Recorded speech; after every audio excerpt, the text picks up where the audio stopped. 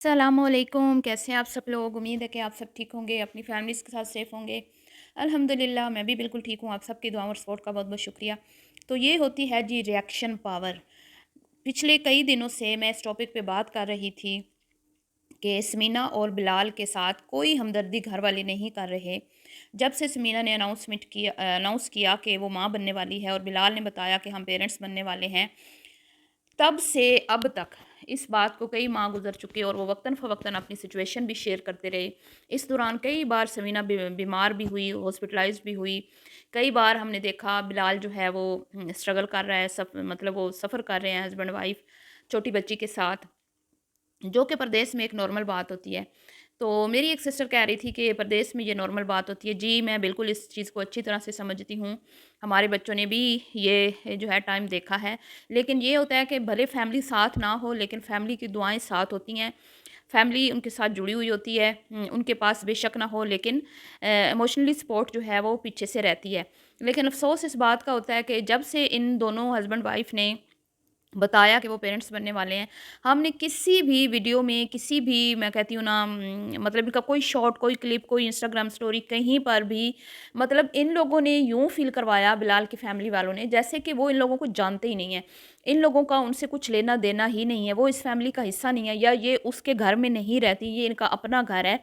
बिलाल जाते-जाते भी इनको महफ़ूज़ करके गया, इनके सारे हकूक़ अदा करके गया। कोई और होता जिस कंडीशन में, जिस तरह से उसको यहाँ से वो गया है, सबको पता है।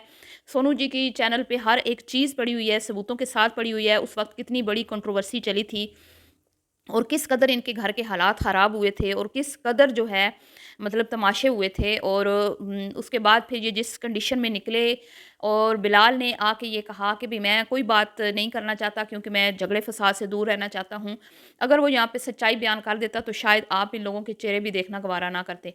और समीना जो है वो अपनी जगह पे शर्मिंदा थी। उसको यूँ लग रहा था जैसे कि वो मेरे और मेरी बच्ची की वज़ह से मेरे हस्बैंड को अपना हँसता-बसता घर और अपनी एक आज़ाद लाइफ़ को छोड़ के हमारे साथ जर्मनी जाना पड़ा। क्योंकि उन्हें समझ आ गई हुई थी कि यहाँ पे रह के ये घर कभी भी बसने वाला नहीं है। तो ये तमाम सबूत, तमाम चीज़ें मैं अपने पास से नहीं कहती। हमारी सोनू सिस्टर ने अपने चैनल पे एक-एक चीज़ सबूतों के साथ शेयर कर रखी है। जिसको कोई शक है वो जाके उनकी पुरानी वीडियोज़ देख लें 1 साल पुरानी, जिसमें एक-एक चीज़ उन्होंने सबूतों के साथ शेयर कर रखी है। तो समीना भी बेचारी अपनी जगह पे परेशान थी कि मेरा हस्बैंड परदेस जो है वो पहला एक्सपीरियंस है, ज़ाहिर बात है, और हमने अपनी आँखों से देखा और हम लोगों ने उसको सपोर्ट भी किया, इस फैमिली को, इस कपल को, कि वो अपना घर छोड़ के परदेस जा रहे हैं। बहुत लोगों ने सपोर्ट किया। सिर्फ़ इसीलिए कि वो जिस कंडीशन में जहाँ से गए थे वो किसी से भी कोई ढकी-छुपी बात नहीं थी। तो उसके बाद आयशा मुतरमा ने क्या किया था कि आके सामने इंस्टाग्राम पे उसने ये कहा कि भई हम तो मिले थे, हम तो मिलने गए थे, आपसे सच्चाई छुपाई जाती है। आमना को क्लियर करने की कोशिश की, खुद को क्लियर करने की कोशिश की, झूठी-सच्ची कहानियाँ सुनाई। उसके बाद हमने ये भी देखा कि उमैर ने वक़्तन-फ़वक़्तन आके ना सिर्फ़ इंस्टाग्राम स्टोरीज़ पे लोगों को गुमराह करने की कोशिश की, इनके खिलाफ भड़काने की कोशिश की। बल्कि वक़्तन-फ़वक़्तन यूट्यूब चैनल पर भी समीना और बिलाल के खिलाफ प्रोपेगेंडा चलाया गया, जिसमें आंटी जी और आशा जो हैं वो पेश-पेश थीं और इन्होंने मतलब बहुत सारी ऐसी बातें की जो उनके अगेंस्ट थीं और आमना के हक़ में थी। हालाँकि बिलाल जो है वो जाते हुए, क्योंकि ज़ाहिर बात है जब बंदा प्रदेश जा रहा होता है तो उसको एक तो अपनी फ़ैमिली से जुदाई का एक दुःख होता है, गम होता है। दूसरा अपने वतन छोड़ने का सदमा होता है, फिर अपने घर छोड़ने का, अपनी एक अच्छा लाइफ़स्टाइल छोड़ने का, आज़ाद ज़िंदगी जो वो वहाँ यहाँ पे गुज़ार रहे थे, गाड़ी, साफ़-सुथरी जगह पे घर और सारी सहूलतें घर में। तो ये सारी चीज़ें लेके बंदा एक प्रदेश जब जा रहा होता है तो वो कोशिश करता है कि मैं अपने पिछलों को राज़ी करके जाऊँ। तो वो जाने से पहले ना सिर्फ़ अपनी अम्मी को उम्रा करवा के गया, अम्मी के साथ अच्छा टाइम गुज़ार के गया, अम्मी के जो भी मतलब उनकी अम्मा की चॉइसेस हैं, आपको पता है उनको खाने-पीने, कपड़े-जूते और ये चीज़ें जिस तरह के उनके शौक हैं वो तमाम उसने कोशिश की कि मैं करूँ ताकि मेरी माँ मुझसे राज़ी रहे, और बहनों के भी हक़ अदा करके गया। और भाई जो जिसको उसने अलग घर भी लेके दिया, इसके बावजूद उसने अपने भाई को बोला कि तुम मेरे घर में रहो, तुम अपने घर को रेंट आउट करो, अपना वहाँ से रेंट लो, यहाँ तुम रहो ताकि तुम बहनों और अम्मी के साथ रहो, वो अकेली ना हो।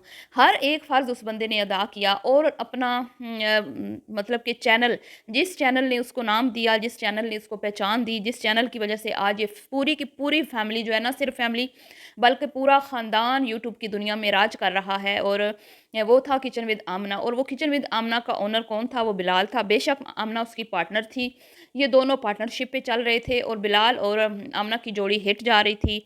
लेकिन जी फिर लालच दरमियान में जब आ जाता है तो रिश्तों में भी दरारें पड़ जाती हैं। बड़े-बड़े रिश्ते जो हैं वो टूट जाते हैं और मतलब दुश्मनियाँ बन जाती हैं। और किचन विद आमना भी एक ऐसा चैनल था जिसने 2 बहन-भाइयों की मतलब कि सालों पुरानी मेहनत मुशक्कत पे पानी फेर दिया। और लालच की जो कहते हैं ना बीच में लालच आ गया और इस लालच की वज़ह से दोनों बहन-भाइयों के रिश्ते में दरार पड़ गई। और अना और ज़िद ने इस रिश्ते को तबाह व बर्बाद कर दिया। और जो होता है ना बंदा अल्लाह का शुक्र अदा करने वाला और जो लड़ाई झगड़े से दूर रहता है और जो कमज़ोर होता है, वो कंप्रोमाइज़ कर लेता है। वो उसको कुछ छोड़ना भी पड़े, वो छोड़ देता है। वो चाहता है कि बस मेरी ज़िंदगी में सुकून रहे, मैं मतलब कि फ़साद नहीं चाहता, तो वो कुछ चीज़ें छोड़ देता है। तो बिलाल ने भी यही किया। वो चाहता तो अपना चैनल अपने हाथ में रखता, कभी भी इनके हैंड ओवर ना करता। वो चैनल कुकिंग का था, उसकी बीवी भी कुकिंग चैनल चला सकती थी। लेकिन उसको पता था कि ये चैनल मेरा नहीं, सिर्फ़ मेरी बहन का भी है। ये चैनल पार्टनरशिप पे चल रहा है।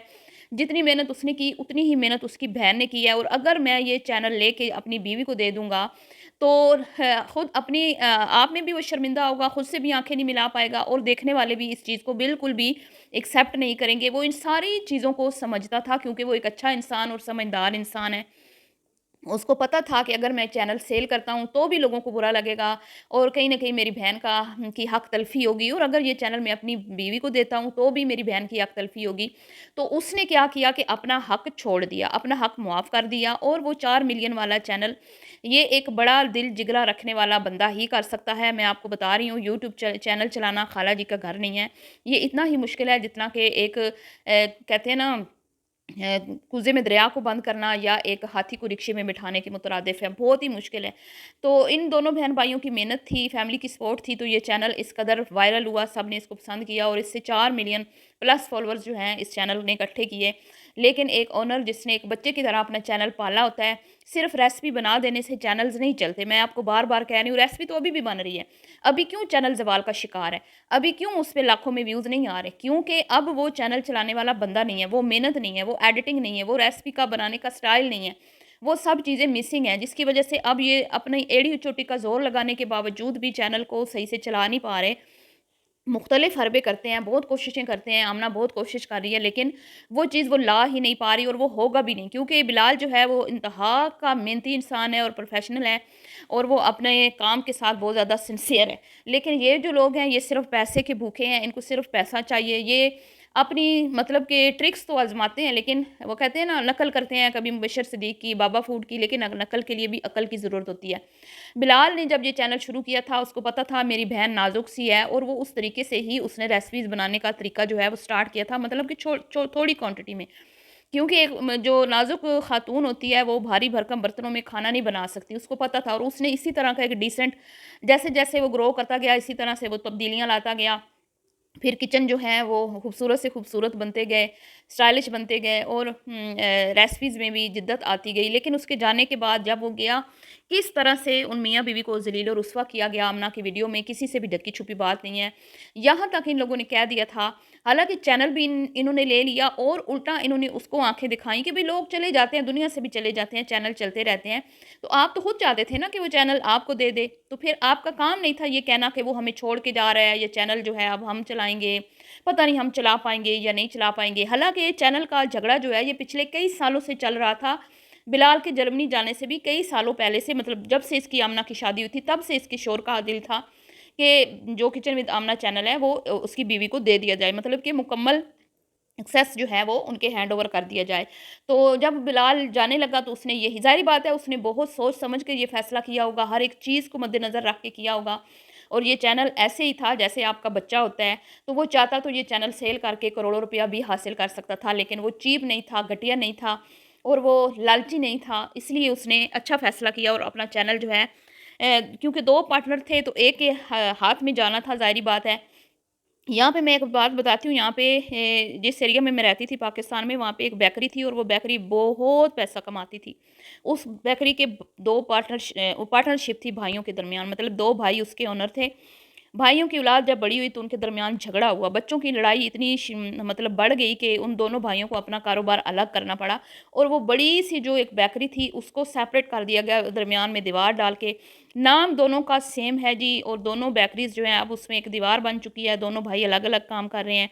लेकिन अब क्या है कि वो काम में वो ना मज़ा रहा, ना उस शॉप पे जाने का मज़ा आता है। और जो भाई ज़्यादा टाइम देता था, मेरे ख़्याल में उसकी शॉप में ज़्यादा लोग आते हैं, और जो क शॉप में कम बैठता था, उसकी जान-पहचान कम थी, तो वो उस पे कम आते हैं। तो ये छोटी-सी जो रंजिश होती है, ये बड़े-बड़े जो है ना फ़साद जो हैं, इससे बनते हैं और काम ख़राब हो जाते हैं। तो अगर बिलाल भी चाहता तो इस पार्टनरशिप को मुकम्मल तौर पे ख़त्म करके पैसे हाफ़ ऑफ कर सकता था चैनल सेल करके।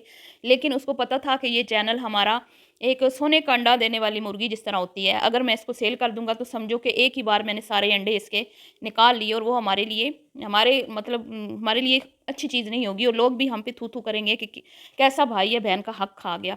तो उसने दिल पे पत्थर रख के जिस चैनल को बच्चों की तरह उसने बड़ा किया था, बहन को दे दिया। इसके बावजूद बहन के अंदर से बुग़्ज़ नहीं जा रहा, कीना नहीं जा रहा, हसद नहीं जा रहा, और आज जब भाई बाप बना है, तो उसको मुबारकबाद देने तक की उसकी उसका दिल नहीं चाह रहा।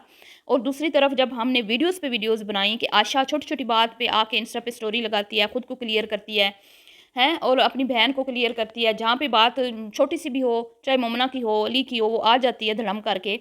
तो फाइनली कल वाली वीडियो का असर हो चुका है जी, और क्या नाम है, आयशा मैडम अपनी अम्मी को लेके तशरीफ़ ला चुकी हैं। बहुत देर कर दी मेरे वहाँ आते-आते, और अब मेरे ख़्याल में कोई फ़ायदा नहीं। जब लोगों ने आपको लान-तान की, लोगों ने बुरा-भला बोला, कमेंट्स में लोगों ने आपको बुरा-भला बोला, रिएक्शन वालों ने, स्पेशली मैंने कई वीडियोज़ बनाई। उसके बाद इन माँ-बेटी को ख़याल आ गया, ख़याल आया नहीं, ख़याल कि दिलवाया गया, तो फिर क्या फ़ायदा? ऐसी मोहब्बत, ऐसे झूठे भरम बनाने का क्या फ़ायदा? मज़ा तो तब था ना कि जब उन्होंने ये अनाउंस किया था कि हम पेरेंट्स बनने वाले हैं, तो आप सामने आती हैं और अपनी इंस्टा स्टोरी शेयर करती हैं कि अल्लाह का शुक्र है मैं फिर से फूफो बनने वाली हूँ, और मेरी अल्लाह से दुआ है कि मेरा भाई, मेरी भाभी सलामत रहें और अल्लाह उन्हें सलामती वाली औलाद दे। अब जब वो बेबी आ चुका है, और लोगों ने सब लोगों ने बिलाल को मुबारकबाद दे दी है, और लास्ट में आके अम्मा हुज़ूर जो हैं, वो बैठ के इंस्टा पे, और वो भी बड़ी मुख्तसर सी बात, मुख्तसर सी मुबारक। तो बहुत अफ़सोस होता है जी, शर्म से डूब मरने का मुकाम है।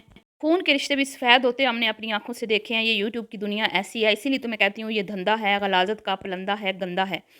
तो फाइनली स्टेटमेंट आ गई है आयशा और उनकी अम्मा जी की, कि वो फिर से दादी बन गई हैं, बहुत खुश हैं जी। चलिए जी, मिलती हूँ नेक्स्ट वीडियो में, अपनी राय का इज़हार कीजिएगा, अभी के लिए इतना ही, अल्लाह हाफ़िज़।